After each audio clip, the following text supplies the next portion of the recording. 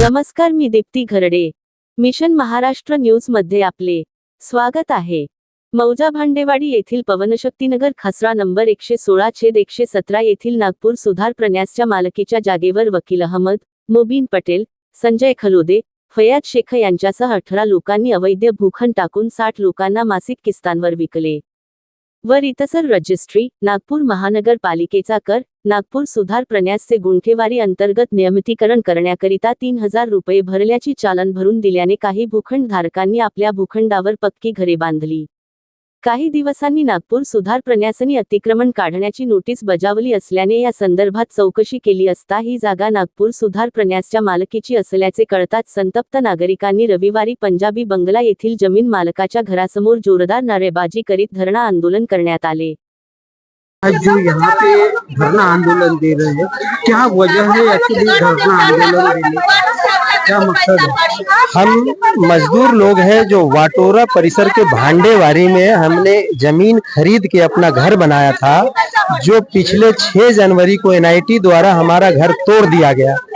जिस एजेंसी ने हमें प्लाट बेची थी, ये उनका दरवाजा है अब्बू मियाँ करके.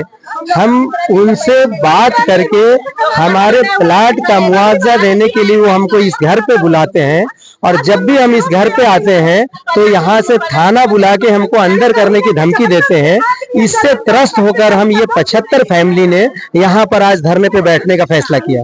क्या वजह थी वो प्लाट गिराने की? प्लाट गिराने की वजह ये थी कि अचानक से 6 जनवरी को एनआईटी के दल बल के द्वारा जेसीबी की तोड़ू दस्ते की कार्रवाई शुरू हुई और बेदर्दी के साथ हमारे घरों मकानों को, घोड़ गरीब के मकानों को गिराया गया. हमारे सरों के ऊपर से छत छीन लिया गया. और जब हमने उनसे पूछा तो बोला कि इन लोगों ने एनआईटी की जमीन अवैध तरीके से तुमको बेच दी है, जिसमें हम लोग ठगी के शिकार हो गए. एनआईटी ने एक नोटिस एक बाई को 2 महीने पहले दिया था, जो नोटिस को इस बाई ने ले जाके इसी लेआउट मालक अब्बू मियाँ को दिया था. तब उन्होंने ये कहा कि ये नोटिस नकली है, एनआईटी की नोटिस नहीं है, नकली डिपार्टमेंट की नोटिस तुम्हें आ गई है, ऐसा बोल करके इस बाई को बरगला दिया गया. जिस प्लॉट को हमको बेचा गया वो अपने मालिक मौजे की जगह बताकर अब्बू मियाँ के फैमिली के जफरुल्ला खान और सदाब खान और वकील अड़ियार, ये तीनों ने मिलकर हम लोगों को बेचे कि ये हमारी मालिकी हक की जगह है, ऐसा बताकर हमको बेचा गया. जमीन मालिक ने आपको रजिस्ट्री करवा दिया था क्या? करवा के दिया था तो कब करवा दिया? जी, जमीन मालिक ने हमें आज से 6 साल पहले 2018 में हमारी रजिस्ट्री करा के दी, और बाद में हमने 3000 रुपए का स्लिप भी एनआईटी को भरा.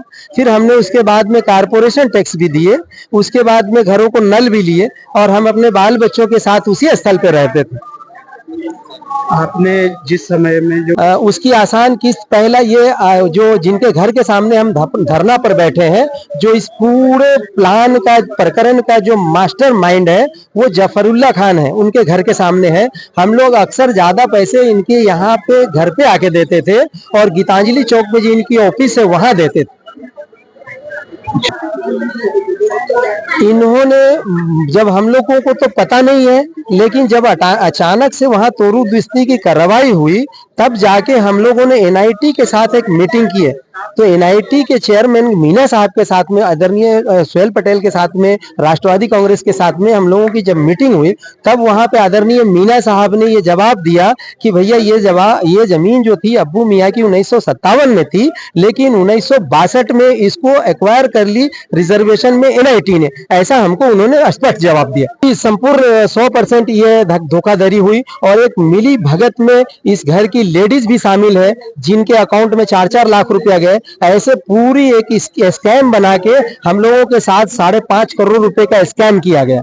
अब आप मांग है कि जब तक हमें इंसाफ नहीं मिलता, एक तो हमारे जमीन और घरों के बदले मुआवजा नहीं मिलता है, और जब तक हम इस जगह से उठेंगे नहीं, हम यहाँ पर बैठे रहेंगे अपने बाल बच्चों के साथ, हम आमरण अनशन यहाँ करेंगे, और हम अपनी रोजा नमाज करके शांतिपूर्ण भारतीय तरीके से हम यहीं रहेंगे. ये हमारी मांग. क्या आप इस कोर्ट में दाखिल करने के लिए हमने दिए, जगह जगह अर्जी हमने वाटोरा थाने में दिए, हमने सीपी साहब को दिए, हमने अड़ियार एसपी को दिए, हमने तहसील थाने में दिए। जहां जहां भी हमारी मदद की गुहार लगानी थी हमने लगाए, पर हमको अभी तक भी 25 पैसे की मदद कहीं से न आश्वासन मिला है न मदद मिली है। क्या प्लॉट मालक से आपकी मुलाकात हो गई तो उसका कहना क्या है? प्लाट मालक से जब जब भी मुलाकात के लिए हम यहाँ आते हैं तो हमको यहाँ बुलाते हैं वो कि हम यहाँ आइए, बैठ के बातचीत करेंगे। और जब हम लोग यहाँ आते हैं तो वो यहाँ से चार्ली पुलिस बुलाते हैं, कभी तहसील थाने से पुलिस बुलाते हैं और हम लोग को अंदर करने की धमकी देते हैं और इस तरह वो बच के निकल जाते हैं। धरना आंदोलन दे रही हूँ इसलिए कि हम गरीब आदमी हैं। हमारे आदमी शौहर 400 रुपए रोजी से कमा रहे, उसमें मैं कैसे कैसे करके वो प्लाट ली। अभी मैं 8 लाख के कर्जे में हूँ।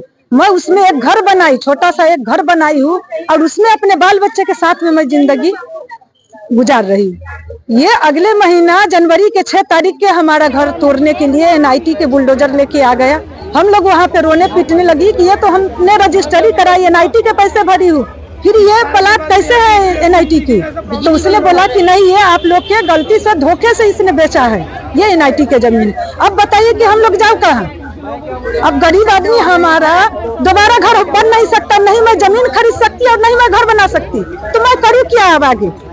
तो हमारे साथ कुछ इंसाफ होने को होना ना, जो घर में है घर में रहेंगे, या तो हमारा घर दिया जाए। जिस समय आपने प्लॉट खरीदा तो प्लॉट धारक ने, प्लॉट मालक ने आपको क्या बोल के प्लॉट बेचा? मेरा प्लाट वो बोला कि ये हमारा ही लेआउट है, ये अभी नापी हुआ है, पहले वाली लेआउट के नापी हुई है, तो ये हमारे लेआउट में ये 1 लाइन प्लॉट निकला है, तो मैं इसका 1 लाइन गिरा के मैं बेच रहा हूँ। तो हम लोग खरीद लिए। हम लोग इतने पढ़े लेकिन हम लोग के लगा ये रजिस्ट्री के प्लॉट है तो ये पक्का है, रजिस्ट्री भी करके। ये प्लॉट आपको किसने बेचा था? ये जफरुल्ला खान ने। अब आपकी मांग क्या है? मांग है हम लोग के कि पैसे दे, या हम लोग यहीं पे रहेंगे जब तक कि हमारा इंसाफ नहीं मिल जाता, जब तक हम लोग यहाँ से हटूंगे नहीं। या तो हमारा घर बचा के दे, कागज पक्का करा के दे, जिसका घर है उसका, जिसका खाली जमीन है उसका पैसे दे, उसका पैसे दे।